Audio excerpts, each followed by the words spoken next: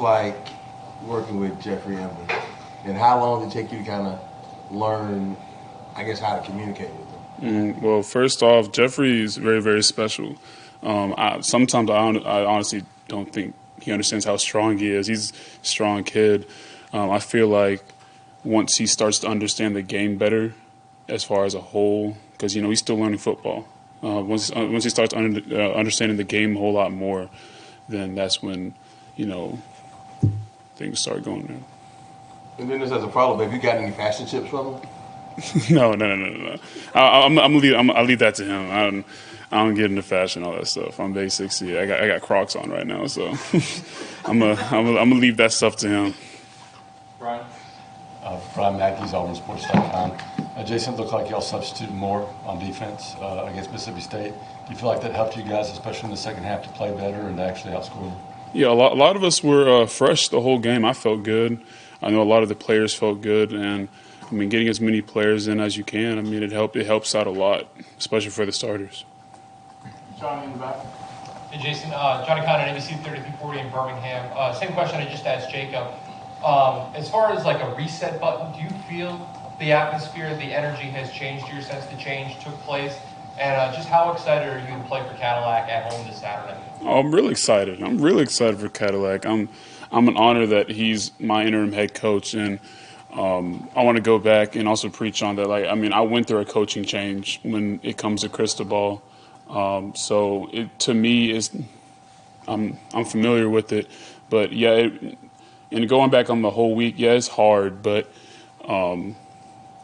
what can you do as a player? You have to just put your head down, keep working, and move on. But, yeah, I feel everyone's excited. I'm excited. The team's excited. I'm ready to work. Just to follow up, if I may, obviously, Calera kid coming home to Auburn, obviously, wins and losses-wise, it hasn't been fantastic, but just how much have you enjoyed getting to come home and returning? Oh, I love it. I'm glad I'm home. First off, I'm glad. I'm happy I'm home. It's just an hour and 30 drive, straight road, get up on I-65 from Montgomery, straight road to Calera. I'm happy to be here in Auburn. Tom? Jason, Marcus was talking about just you can kind of sense the excitement for Saturday's game, just the fan base kind of rallying around Caddy. Just what do you expect that atmosphere to be like Saturday night? Crazy. I trust in Cadillac. I believe in what he's saying. What he's been saying all week is serve and believe, and I truly believe in what he's saying, and I'm going to serve each and every one of my teammates. So, I'm excited for this game. I know the whole state, the whole city excited for this game. Mark?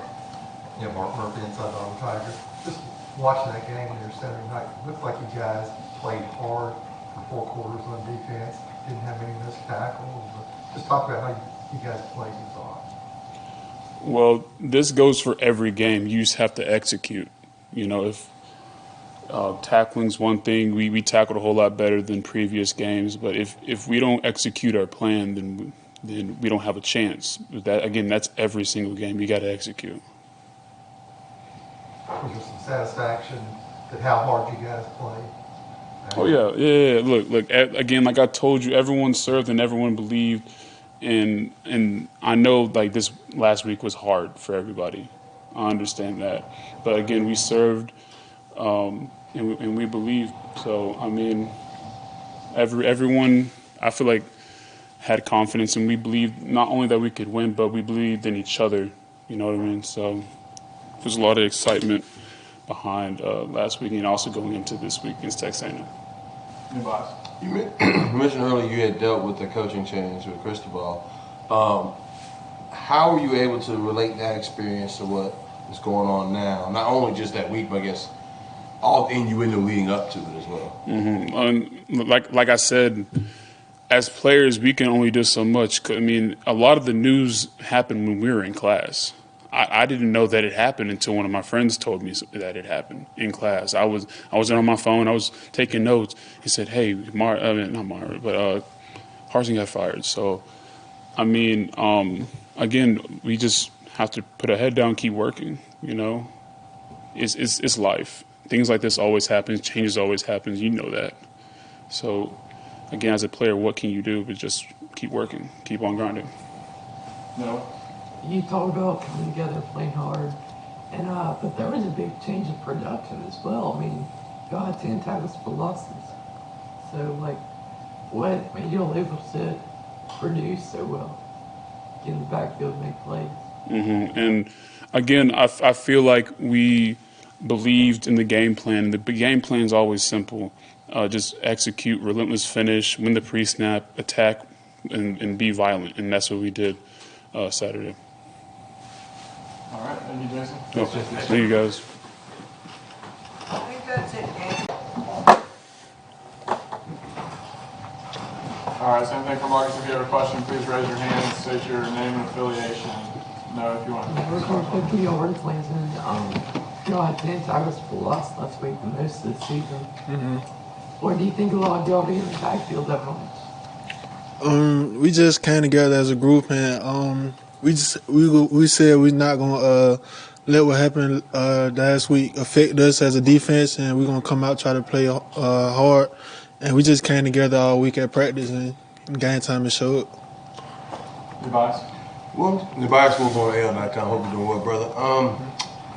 What would you say is the biggest change over the last 6-7 days for you guys? When you find out Harson's gone, then you find out Caddy's the guy.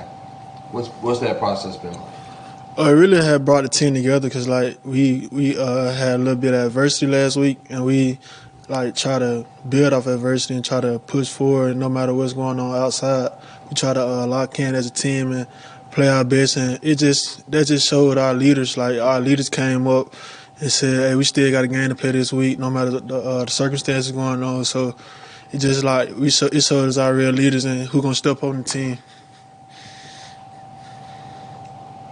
Yeah, Frau, how tough is it to see what's going on with TJ as far as him taking a break away from the team and everything?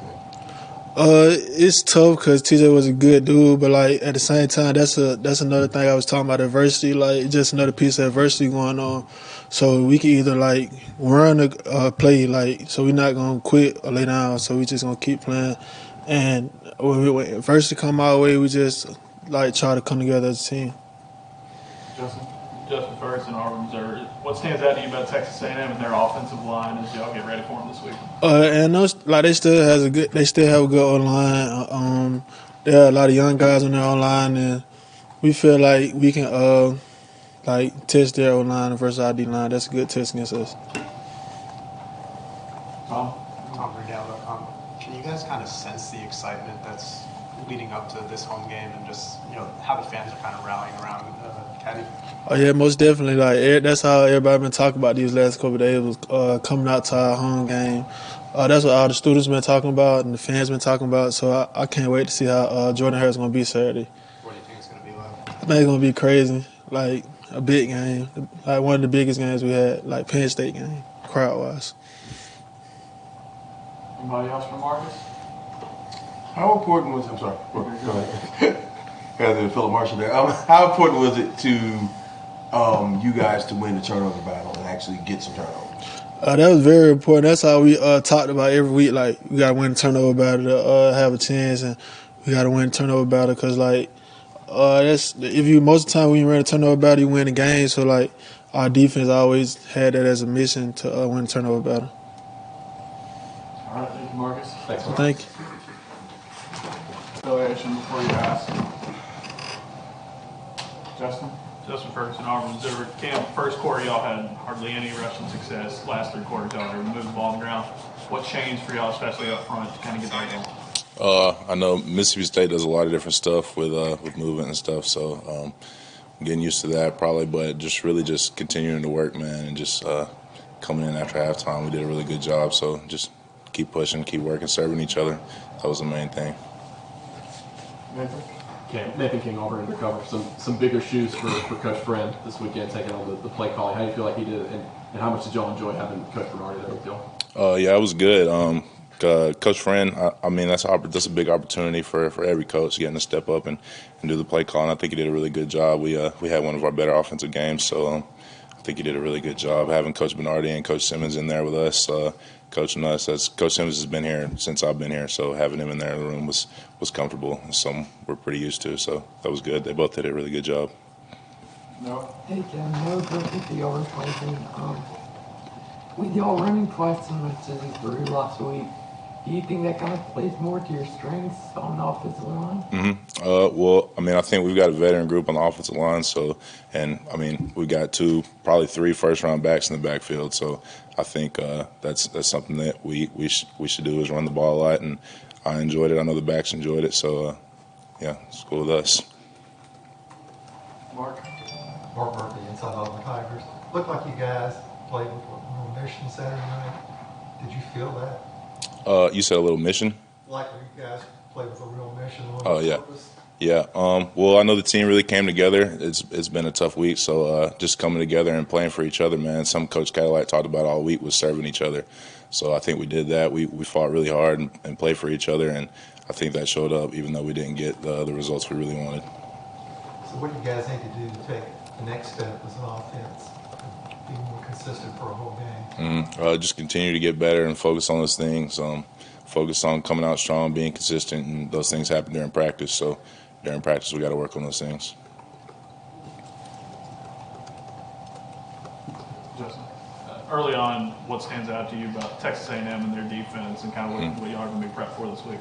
Well, they've got a really good D-line to start. So I think, it's going to be on the O-line to have a really good week, and that starts in practice preparation. And we'll get started on that today, getting better, and just continue to work. Brian, do you have something? Yes, I did. I'm sorry. First play of the game, you lined up an I formation, did a little toss. You got behind 21 points, still continued to run the ball. What does that say about Cadillac and the way he wants to run things on offense?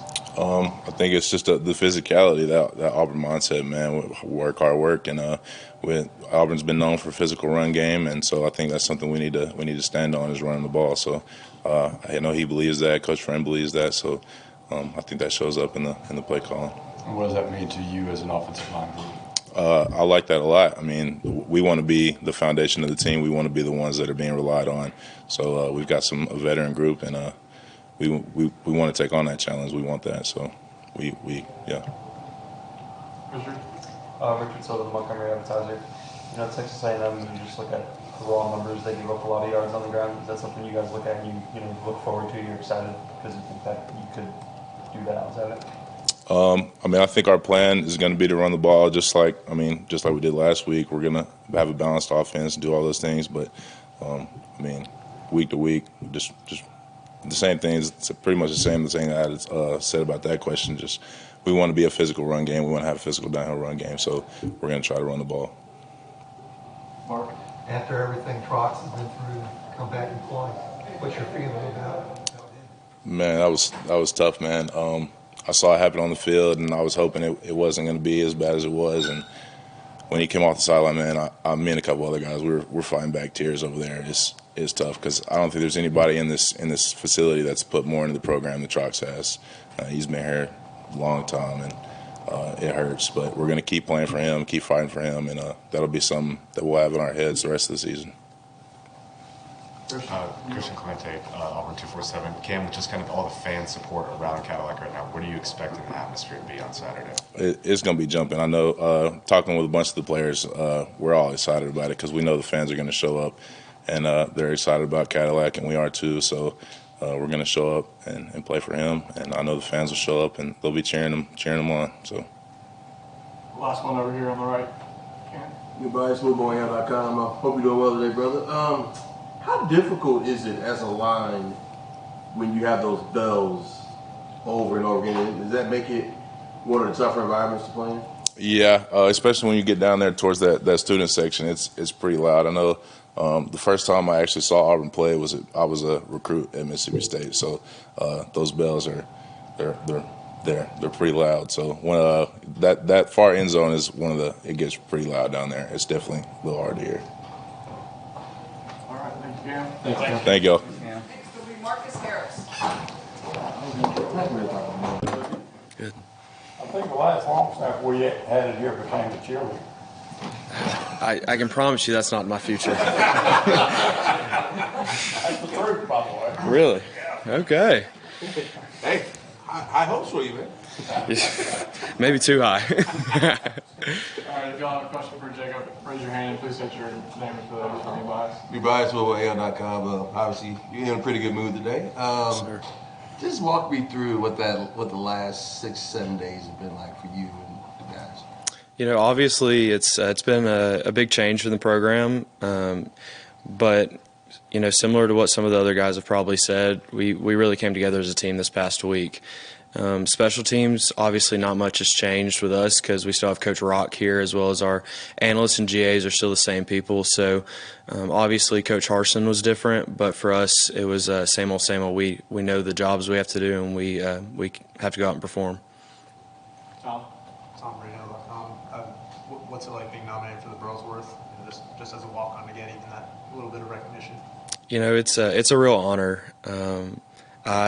I'm lucky to be in the position I am today. You know, walking on back in 2018 here at Auburn, there's a group of older guys that really led this team strong. You know, 2018, 2019, having those guys like Bill Taylor here as a snapper before me, getting to spend a lot of time with Anders, with Sage Ledbetter, who's a former kicker, with Clark Smith, who's a former long snapper. They really taught me how to come in and work the way Auburn's supposed to work, how to perform, how to put in the hard work each and every day, and how to get yourself prepared each week for a game. And you know, it's an honor to be nominated for this award, and kind of seeing where all that hard work is starting to pay off.